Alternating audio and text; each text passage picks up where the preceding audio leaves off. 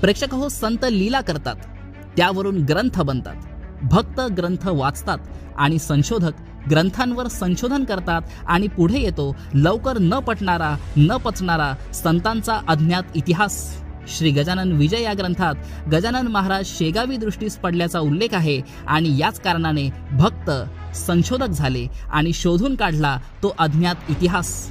त्यांच्या अथक प्रयत्नांनी या व्हिडिओमध्ये आपण गजानन महाराजांची डॉक्युमेंटरी त्यांच्या जन्मापासून पाहणार आहोत. या व्हिडिओचे एकूण एक पुरावे व्हिडिओ संपल्यानंतर आपण डिस्क्रिप्शनमध्ये पाहू शकता. तर सुरुवात करूयात श्री गजानन महाराजांचा डॉक्युमेंटरी व्हिडिओ. बुलढाणा जिल्ह्यातील मोताळा तालुका येथील थळ या छोट्याशा गावात भवानीराम साबळे यांच्या कुटुंबात श्री गजानन महाराजांचा जन्म झाला. गजानन महाराजांना जन्मतःच अष्टसिद्धी प्राप्त होती. श्री भवानीराम साबळे यांनी या बाळाचे नाव गणोबा असे ठेवले. बालवयापासूनच गणोबा अंगावर वस्त्र ठेवीत नसत. कुणी वस्त्र घालून दिले तर काढून फेकून देत. कित्येकदा कपड्यांच्या चिंध्या करून बाबळीच्या झाडाला लटकवीत.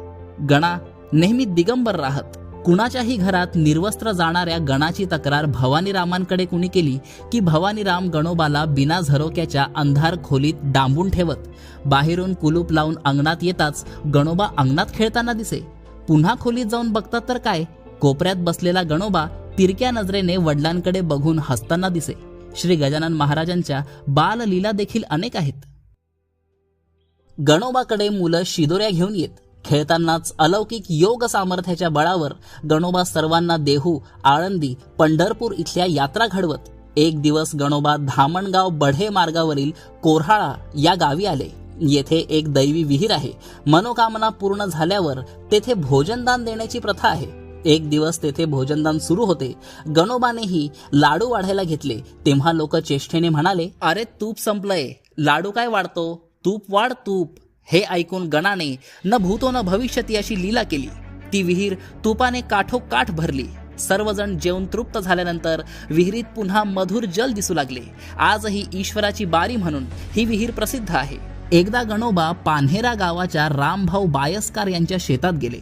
मुख्य रस्त्यापासून 1 किलोमीटर अंतरावर सर्वे क्रमांक 21 मध्ये हे शेत आहे.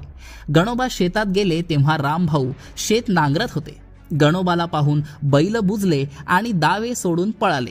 रामभाऊंना गणोबाचा फार राग आला. सोटा घेऊन ते मारायला धावले तर गणोबा गुप्त झाले. बैलांना शोधत रामभाऊ घरी आले तर दोन्ही बैल गोठ्यात.